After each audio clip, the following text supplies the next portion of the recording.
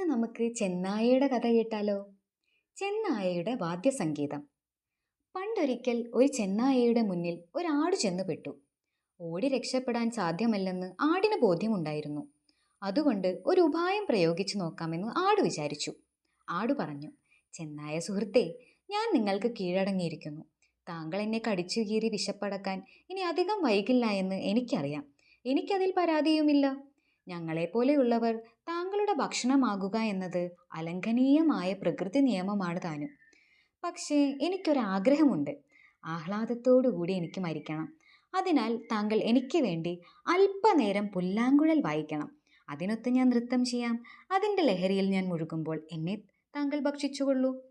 ആടിൻ്റെ ആഗ്രഹം മിതമാണെന്ന് ചെന്നായയ്ക്ക് തോന്നി. ചെന്നായ പുല്ലാങ്കുഴൽ വായന തുടങ്ങി. ആട് സംഗീതത്തിനൊത്ത് നൃത്തവും ആരംഭിച്ചു.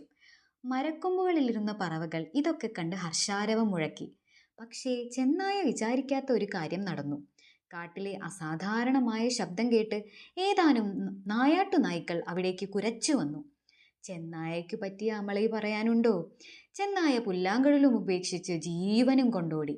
ആടിന് ജീവൻ തിരിച്ചു കിട്ടിയതിൽ സന്തോഷമായി. നായ്ക്കളിൽ നിന്ന് രക്ഷപ്പെട്ട ചെന്നായയുടെ സുരക്ഷിതമായൊരു സ്ഥലത്തെത്തി. അവൻ ആത്മഗതം ചെയ്തു. ഞാൻ ശരിക്കും ഒരു പമ്പര വിഡ്ഢി തന്നെ. ഒരു കശാപ്പുകാരൻ്റെ പണിയാണ് എൻ്റേത്. അതു മറന്ന് പുല്ലാങ്കുഴൽ വായനക്കാരനായത് ഒട്ടും ശരിയായില്ല. ഇതിൽ നിന്ന് നമുക്ക് എന്ത് മനസ്സിലാക്കാം? ബുദ്ധിപൂർവം പ്രവർത്തിച്ചില്ലെങ്കിൽ കയ്യിൽ കിട്ടിയതും കൂടെ നഷ്ടമാകും.